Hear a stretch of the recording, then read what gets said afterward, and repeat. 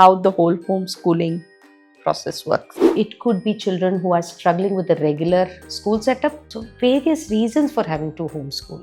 What are the factors in the schooling system that they still want? They're not aware of alternative systems. Can be a strain for some people. I will figure out my path for the child. Am I ready to take on that responsibility?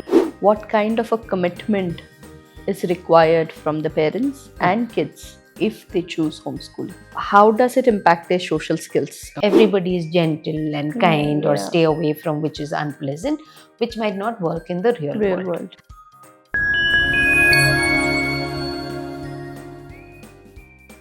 Hi, and welcome to another episode of Tantrums to Triumphs here at KydzAdda in Bangalore. Today, we brought back Sandhya Viswan from EdDeeD to continue our conversation on school boards and homeschooling. We spoke about different boards and she gave us good insights on all the boards in our last episode that we released. And today we are going to focus specifically on homeschooling. How does it work? And she will share her insights on homeschooling. Hi Sandhya, and welcome back again to Tantrums to Triumphs. Thank you, Deepti. It's lovely to be here again. We had not finished our conversation the other day, and I really wanted to talk a lot more about, the other aspects of schools. And today we will be concentrating, like I said, on homeschooling. I understand that you had homeschooled your children. Yes, my older son has been homeschooled, has been to school. Both my younger son has been unschooled mostly. Yes, both of them have finished their school education, but Excellent. yes. So you've had a lot of experience even personally with homeschooling. Yes, because I also run a homeschooling community on Facebook called Homeschoolers Nook, and also on WhatsApp, multiple WhatsApp groups on homeschooling, and I help them in various aspects of homeschooling. So Fantastic. We will dive in more into the communities, but let's go back a step just to understand how the whole homeschooling process works. okay. So there's no set process for homeschooling in India, especially, unlike abroad where there are organized this specific way to do it, or at least assessment wise. While in India, we all homeschool for different reasons. Okay. It could be something as following a child's passion, be it sports or be it performing arts, something like that. It could be children who are struggling with the regular school setup, who do not fit in there. It could also be that the parents do not like the conventional school system, or they are teaching outdated things. They want to go back to nature and how a community works. So various reasons for having to homeschool. Some special needs children with special needs, schools advise them that they will not fit into a school, you need to homeschool them. So there are various reasons on why we wish to homeschool, and we are very different from each other. Also the fact that India has a diversity in assessments, how it is. Some parents do require to check if the child is at par with others. Some other parents are not bothered at all because they think in life that's not competition and marks does not matter at all. So the reasons are varied. So there's no one way to do it. Some require structure. Some families require structure. As I said before in my previous school part, it's about the family and what they think works for the child. So either it can be structured or it can be a totally free-flowing, go along, more like unschooling. Okay. How does a parent decide? What should the parent know before choosing To homeschooling? homeschool. Okay. So today a lot of parents are aware, especially after COVID, and they ask the right questions before stepping into. Some are still sitting on the fence doing their homework. So mostly parents like us, we just feel it in our heart that this is the right thing for us to do, our family or for our children, and we take it from there. Other parents who are contemplating homeschooling should think about their reasons for homeschooling. What are the factors in the schooling system that they still want? and then work a little backwards on figuring out what fits where. Okay. So if, let's say, just because a school does not work out in Bangalore, I can say for sure, many parents come to me for homeschooling when they say that the school is not working, and they assume all schools in Bangalore are the same, because we are used to that, right? We know almost all the schools would be very conventional. They're not aware of alternative systems. They want this, they're not sure whether they can take on the responsibility. So when such parents come to me, the first question I ask them is, why do you want to homeschool? And if the answer is that school's not working out, I dig a little more before telling them that maybe, you should look for alternative kinds of schools, not necessarily alternative schools, but alternative kinds of schools which have a different approach to education versus homeschooling. Because homeschooling, unless you really want to do it, it can be a strain for some people, because it becomes a responsibility to ensure if the parent wants certain times when they will be checking if the child is at par with others, how do I ensure all that? These are parents who will take the stress on themselves to ensure that is there, and over a period of time it can be too much for an individual or even both the parents, as the child grows and the demands for this with subjects and activities becomes too much. Okay. So these are things that parents need to keep in mind before jumping into homeschooling. Are you really truly clear that I will figure out my path for the child? Am I ready to take on that responsibility? Or would it be better to assign this to somebody else? There are online schools now, or individual people who will be helping in that, where you can curate it. Okay. So that clarity needs to be there when somebody chooses to homeschool. Talking about responsibility, what kind of a commitment is required from the parents and kids if they choose homeschooling? Okay, so again, each family is different. A lot of us who are into the unschooling mode believe that learning does happen any which ways. I've worked with children, that naturally happens. We don't want to stick to a curriculum or a box on what needs to be learned and at which time. But otherwise, for other parents who are still need to take that exam or are clear that these exams have to be taken, academics and the structure, everything needs to be done. Responsibility wise, maybe not necessarily the teaching. At younger ages, it's easy for most parents. And I also see that a lot of us are, maybe educated parents who wish to homeschool. I'm not suggesting other groups. So we are slightly privileged group that chooses to homeschool. We can handle the younger age groups. But when it comes to middle school and above is when parents get a little anxious about, am I capable of doing this or what? And it's okay, absolutely, then to be able to curate and get support from others. The beauty here is that unlike school where you're stuck with a teacher, even if the fit is right or not, one teacher, math teacher might be somebody who works with this child well, and maybe history teacher doesn't. Okay, but you can do nothing about it. While here you find a tutor, this doesn't work, you can change. You have the choice to figure this out and you can curate what you need to do. Again, like I said, there are online schools also that have only the academic part in different various ways, engaging all of that. Their curriculum is also set accordingly. So they spend only a couple of hours in the day for the academic part, and then the rest of the day to follow whatever passion. So that's a middle ground that most parents now I see would feel as a safer bet, because experts are taking care of that part. I still get enough time to let my children go. So homeschooling does not mean that the parent takes on the responsibility of teaching also if they are not capable. It's fine. But the parent has to monitor constantly. Yes. Keep check. If you're hiring a tutor, doesn't matter. You just need to know if they are, a little bit of observation till you are set with them. They should be. That's all. And these tutors are meant for homeschooling as Is it? Or you can choose any tutor? You can choose. So another thumb rule that I tell most homeschooling parents who are just stepping into this is, which they don't realize, they usually think of assessments when the child is in middle school, maybe around 11, 12. Yeah. Till then, they're very happy with the free-flowing learning, all of that.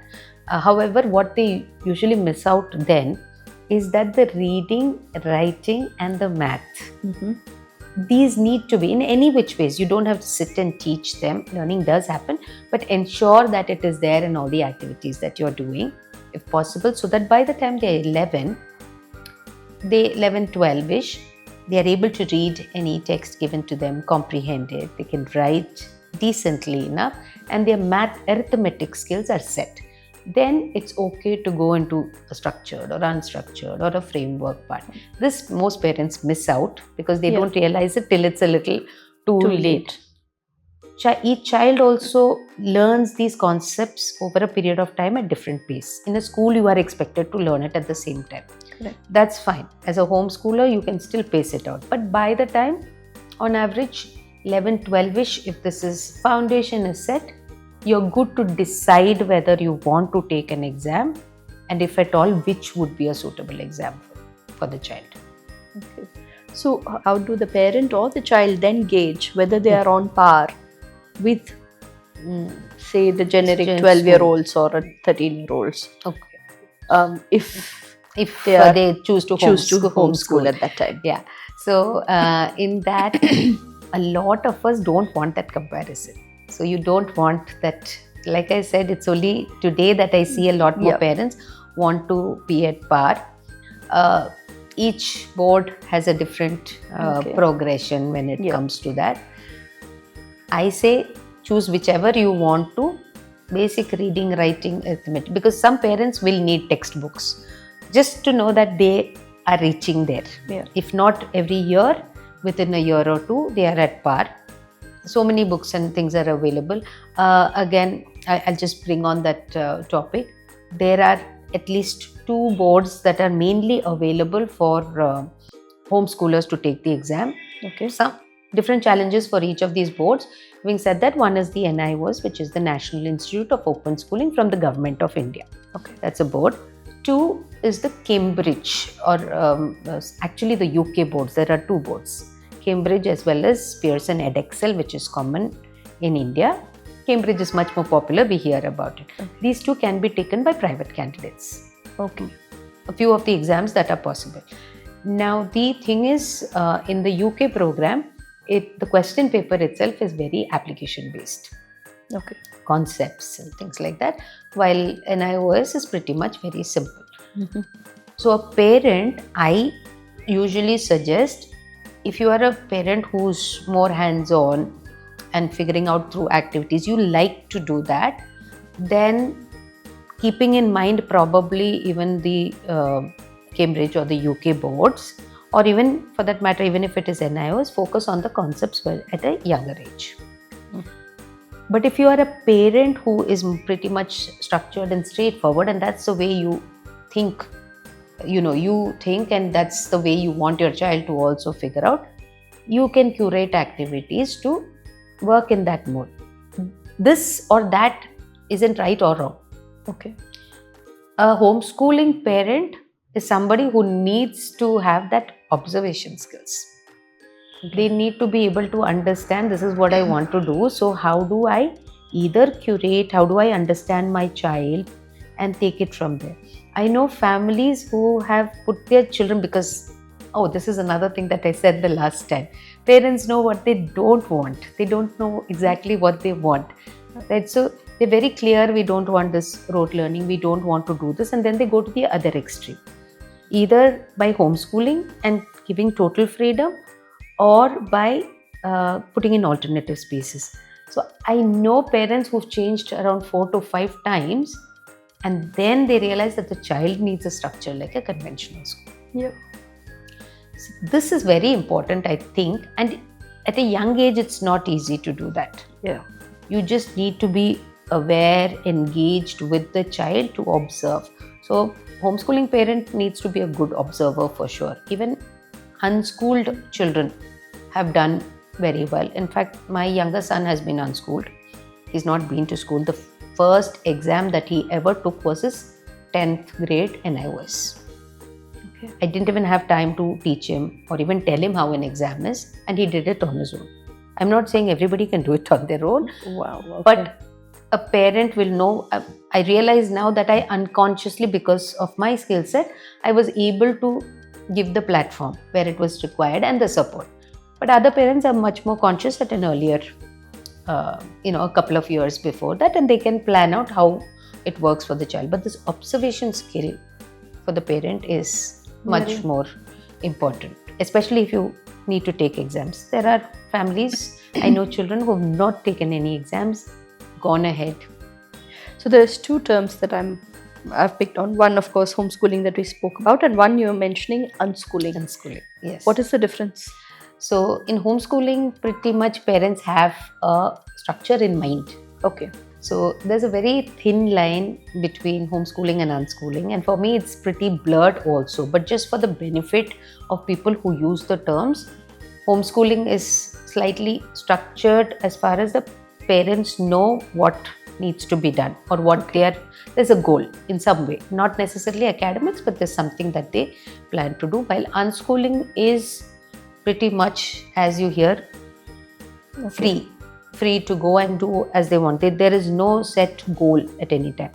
However, why I also said it is blurred is, though I did unschool the older son when we were homeschooling, to an outsider it would come out as homeschooling because he was a structured boy. His need was having a structure, the subject, this topic. I mean, he created his own timetable. He would come to us only when there was a doubt. But on the outside, it will seem like homeschooling. Okay. But we generally, if you ask any other true blue homeschooler, these labels are nothing because we all tend to unschool actually. But today, like I said, a lot of them are doing their homework. Okay. They are trying to understand because they are very specific on what needs to be done. So, homeschooling, unschooling is, yes, you don't have a plan. You will see as it comes. That is very difficult for somebody like me to digest because I'm a very structured person. I like to write my plan in terms of what am I doing at 9 o'clock, 10 o'clock, 11 o'clock, full day is planned and I stick to it. And if it doesn't go as per the plan, it kind of disturbs us as well. Yes. So I will say that because I relate to it totally. I am such a person. Okay. And I started homeschooling because my younger one was much more free flowing as a person. I tried the other approach by letting go, and it was totally unsettling for me. Yeah, exactly. As a parent, when you are used to a structure. And that's what works and works for my older son. So he was maybe in the middle of 4th grade when we started homeschooling, 9 years old, and he already had a set way and he worked that way. He even came back when he was 12 to tell us that, okay, I need to be taught when it is academic. So, Amma, your unschooling is not working for me. Your facilitation is not working. Okay. Dad's way of teaching. He was an assistant professor at the time. So, his tendency when, a doubt comes is to give explain things. While I would figure out, okay, what other activity can you do so that you'll understand it better. Yeah. So, that doesn't work for me for academics. I need that. But for music, I don't want to be taking the structured exams. I need a mentor who'd let me. So for me, that was very profound. At 12 years, if he was able to figure that out in just around 2-3 years of homeschooling. Yeah. Not every child will be able to do but I think that as well. Because of my structure also, and I wanted it very soon, within a few months, I realized that this letting go and let's cook when it is okay and when everybody's hungry, that doesn't work for me. So I created my own routine. Okay. My things, meal time, nap time for everybody else also remains the same. Okay. I worked with my structure, and so the boys also learn to respect that this is the time available, especially the younger one. This is my time available to you. You are around here. If there's an emergency, I'm always there. But otherwise, my structure does not get deflected or lost because you need me 24 hours. Okay. So I think each homeschooling family figures out what is Works for them. convenient for them. And I've always said this also with homeschooling parents, you're each part of that one unit. One thing which a lot of us, or at least old-time homeschoolers like us, have to let go is the fact that we are the parents and the adults who are guiding the little ones. You know, we tend to have that tendency to tell them, oh, you don't know, let me tell you. I'm not saying it in a negative way, it's a very positive way, gently, nicely, all of that.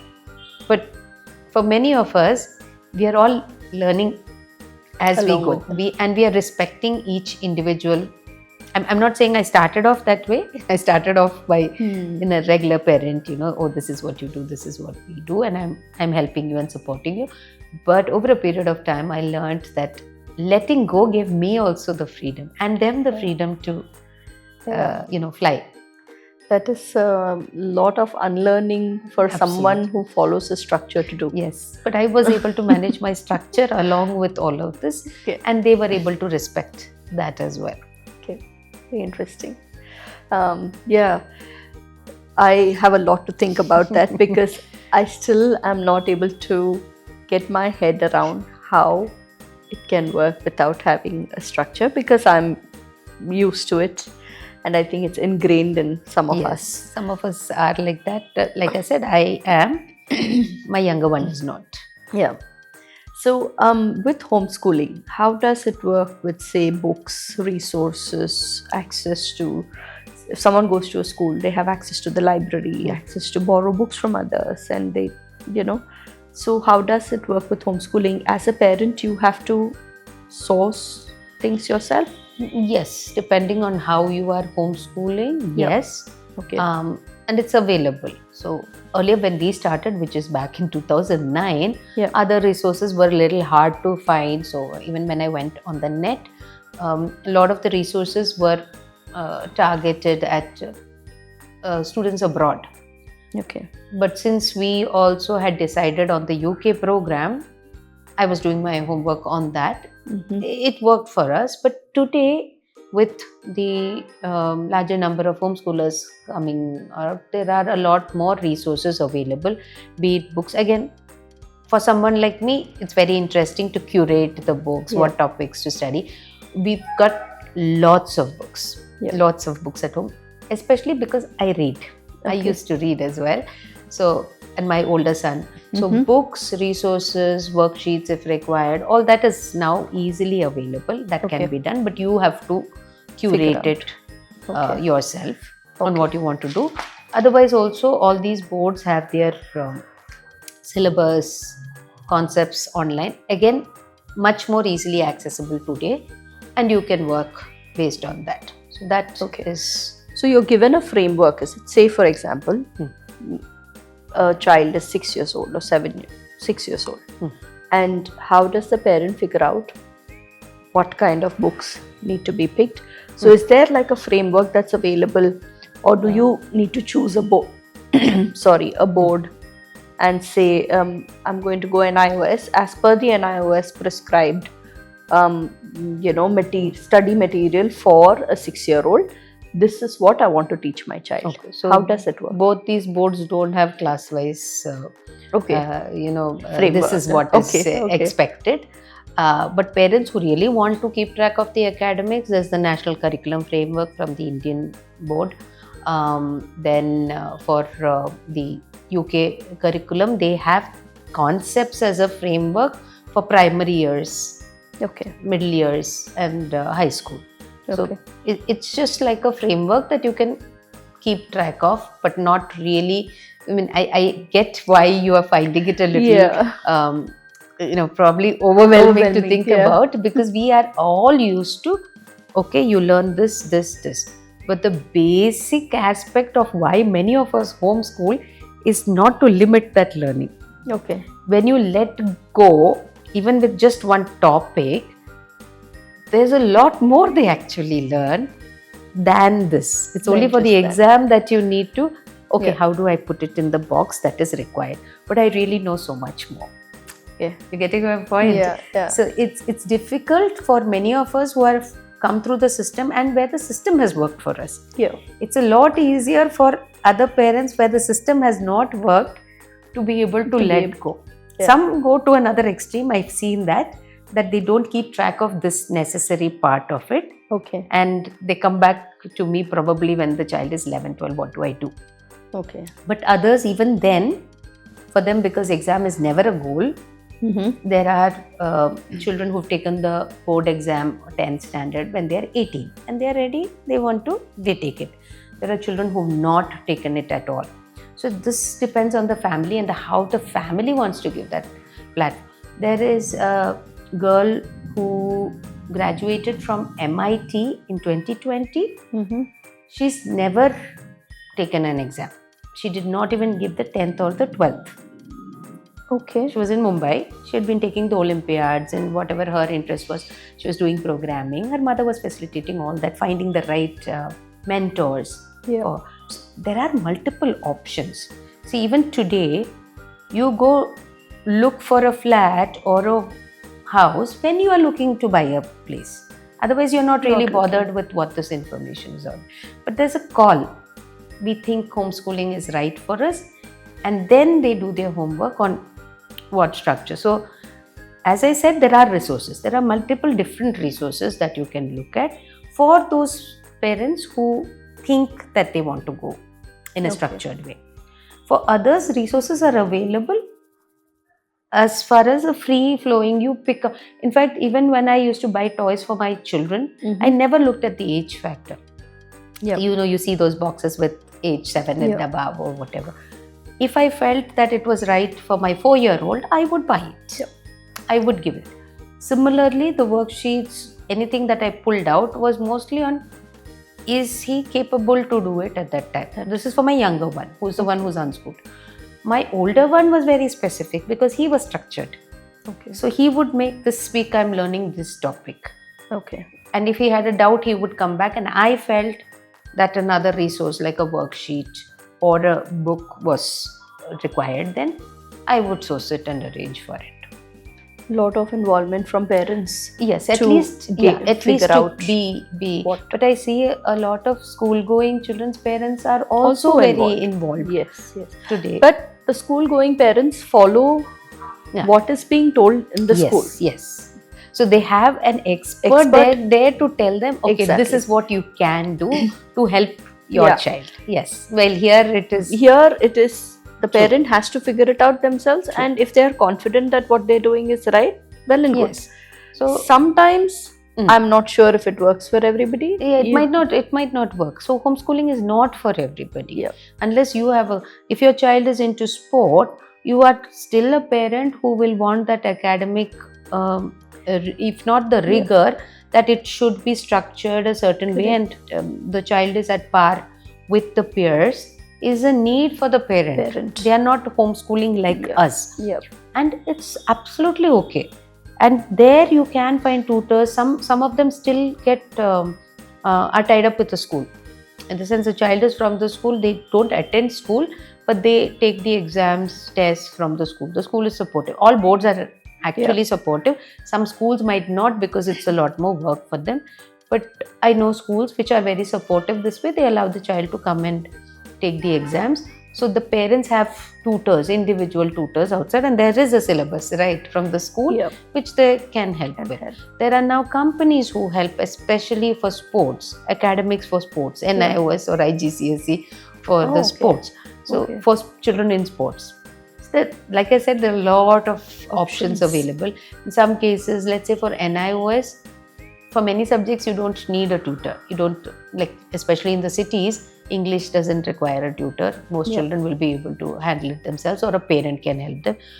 I would think mainly only the science and math. If at all you choose those subjects, flexibility is there in the choice of subjects as well. Okay. So, that's there. My own son did not take math, though he's good at math. As a subject, he did not take. So that flexibility is there. But if you choose that, a parent might not be equipped to take a 10th standard level. You might need tutors only for these two subjects. Okay. out of the 5 subjects that a child is taking in an NI wise.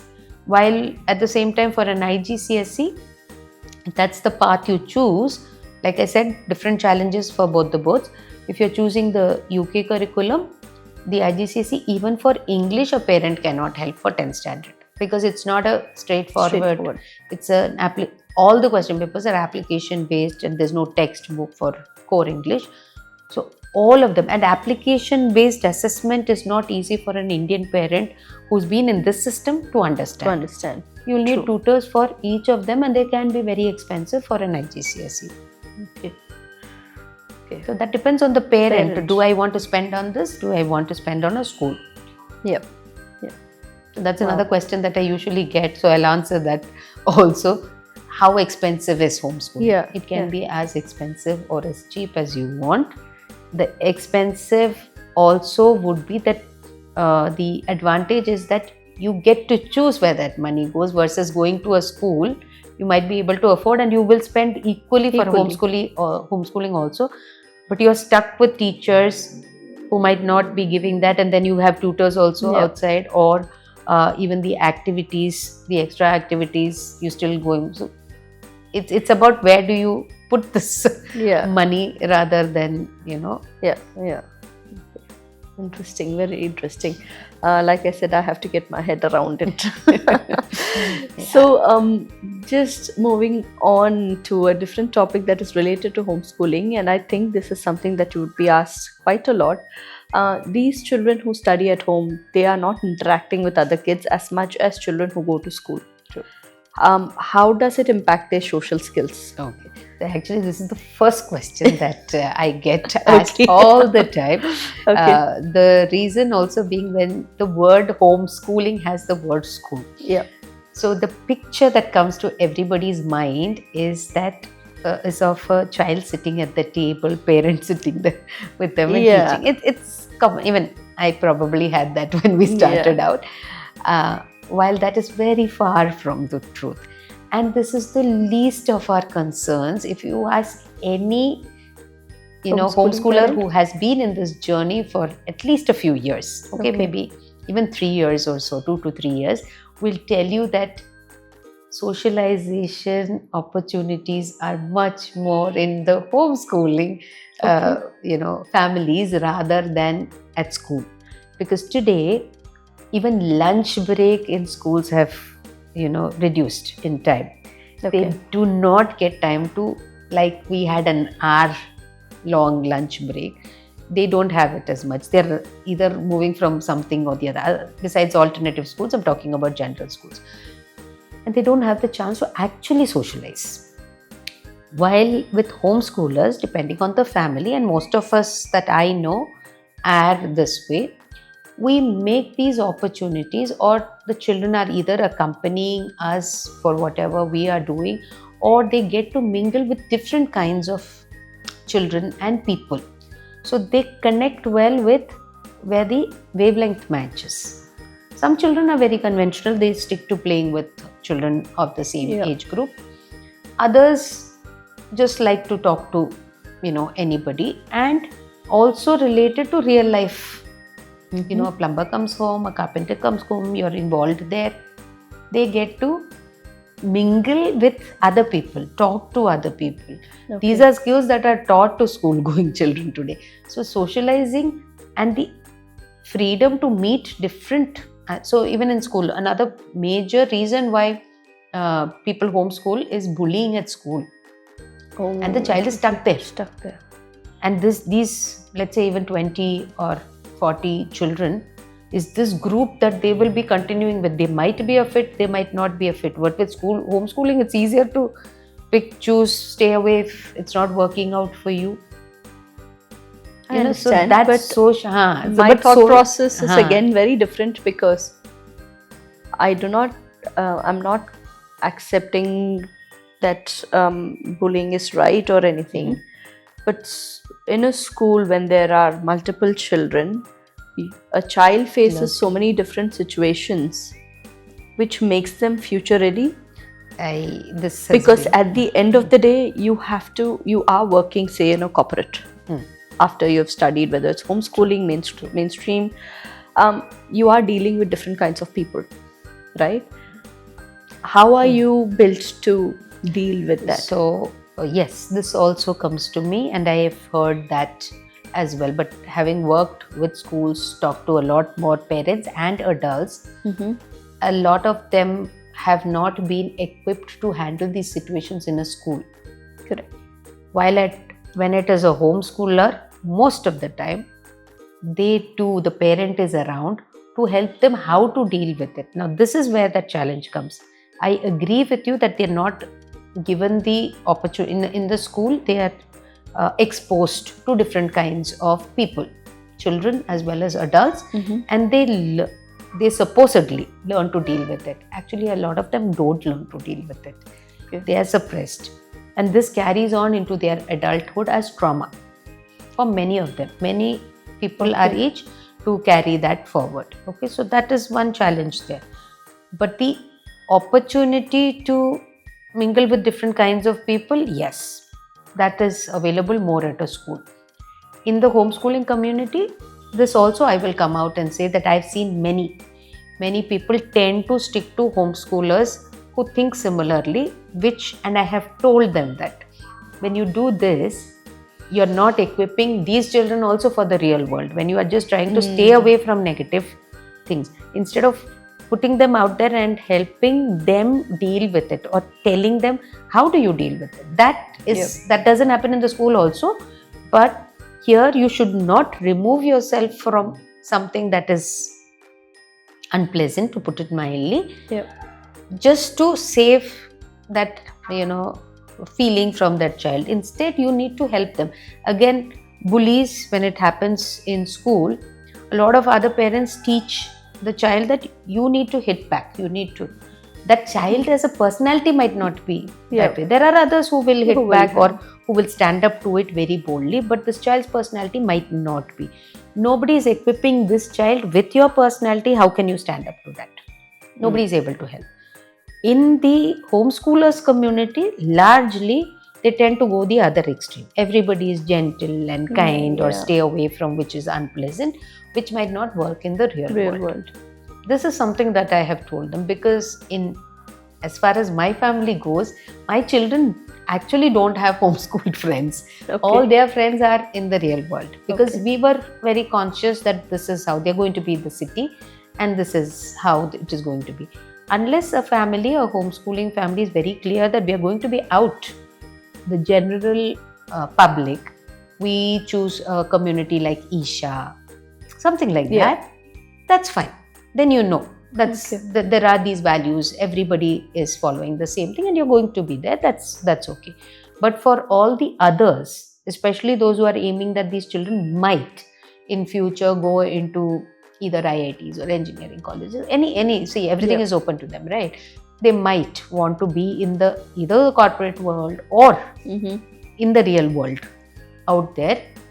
I would definitely discourage them from being in that close bubble of theirs and socializing only within themselves. Yes. So yes, what you said is absolutely right. But that also is opportunities is for us. We can't curate such Friends experiences, but we can create those opportunities. So something that we did is we moved to a larger apartment complex where there were like 250 flats, and we took on the responsibility of organizing cultural activities at the apartment complex. They weren't doing it. We started off with the Ganesh Chaturthi, and my older son, my husband, and many other young men together build up the pandal. So everything basic. Okay, so this gave my child the opportunity, right from planning, organizing, collection of funds to building this pandal. So this we create opportunities. So each family again different, but consciously we would make that effort to meet more people. So parents' involvement is not just in terms of curating the books and how you want to get your child schooled at home. You also need to think holistically in terms of what are the skills does the child need and what you as a parent need to do to ensure that they get those or learn those skills. So as homeschoolers, we prioritize the other skills. The other skills The first. academic comes much later if required. Okay, very interesting. Another aspect of it is competition. Most of them, they don't give exams, or they give their exams only when they come to the high school. And then at the end of the day, they all have to, it's like all rivers coming into the ocean. They have to compete with the real world. How does homeschooling help or equip them. the child with? This is based on the personality of the child as well as the family. There are a lot of alternative spaces that don't believe in competition at all. For example, the J. Krishnamurti philosophy. Correct. Competition within oneself is fine, but not compete with each other. And as homeschoolers, we believe that only if the child needs that do they need to compete, right? Let's say the competitive exams, and that needs to be done, or working towards that needs to be done only in the last few years, high school.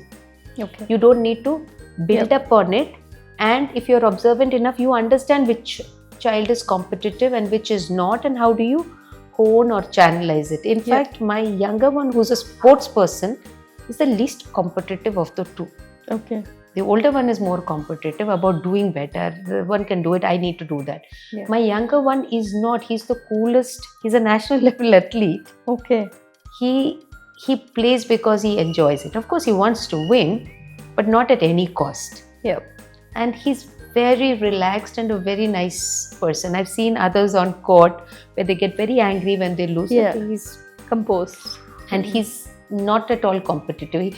He doesn't care if somebody else is doing it and then I should be doing it as well.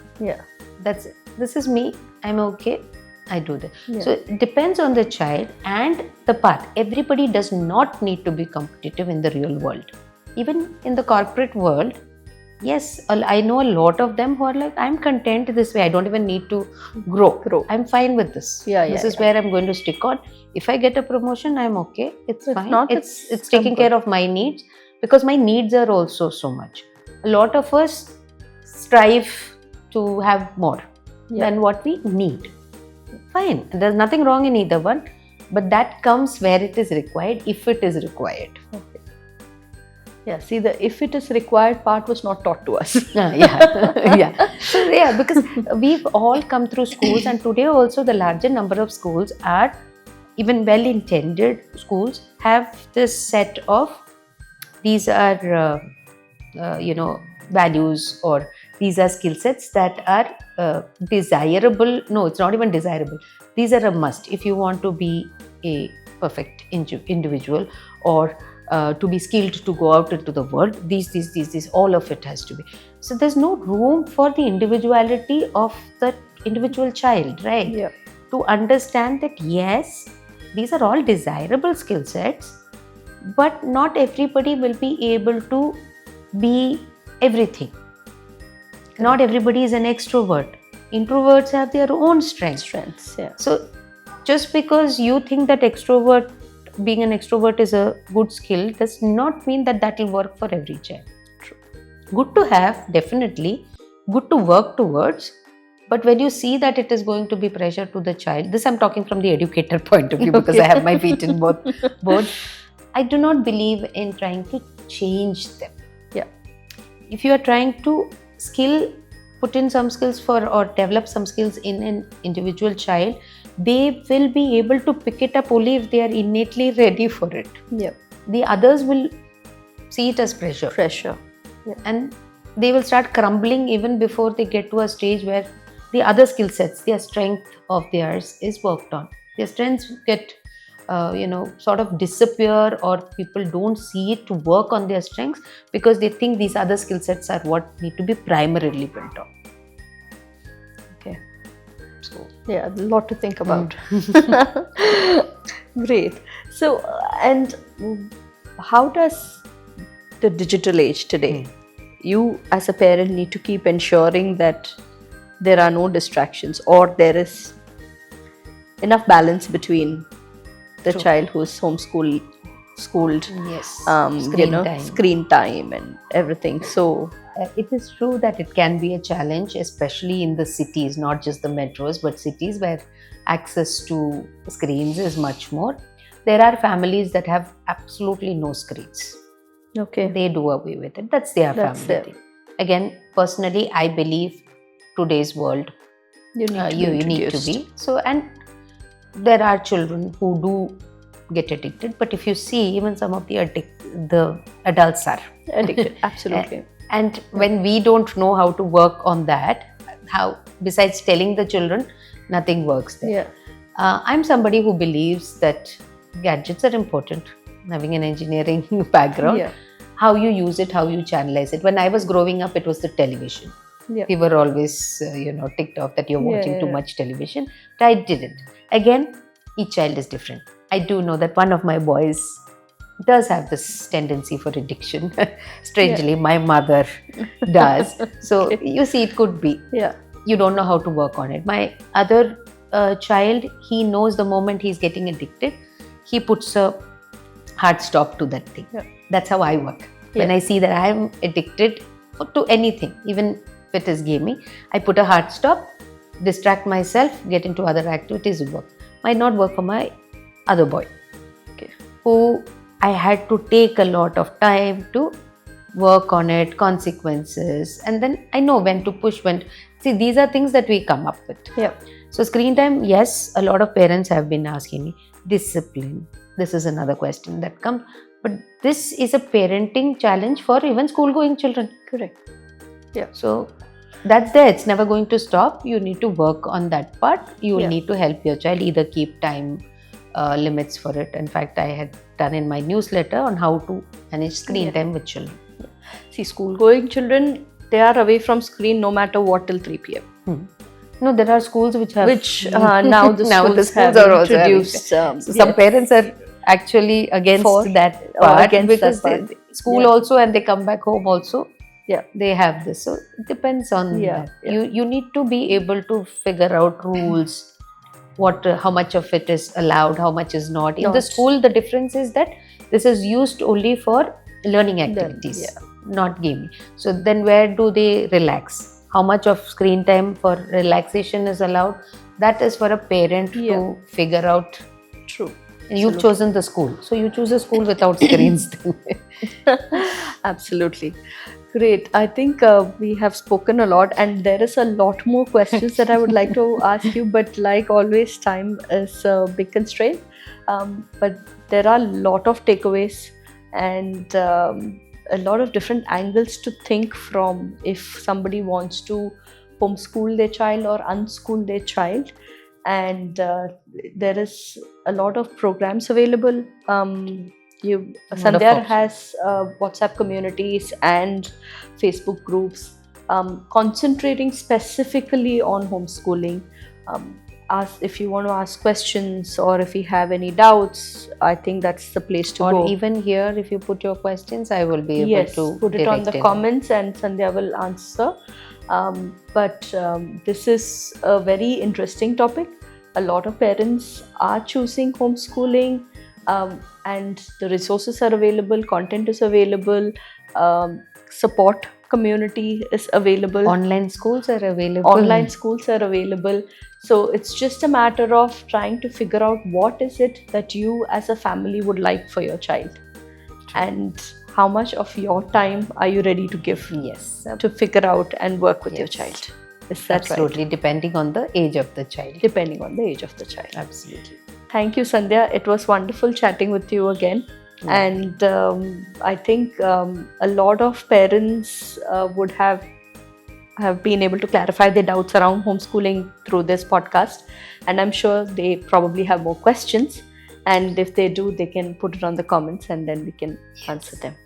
Pleasure being here. And at least as long as I get them thinking on what would be the right fit for my family, a school or homeschooling or what I can do, I think it's just asking the right questions and then figuring out for themselves what fits. Yes. Thank you very much. Thank you.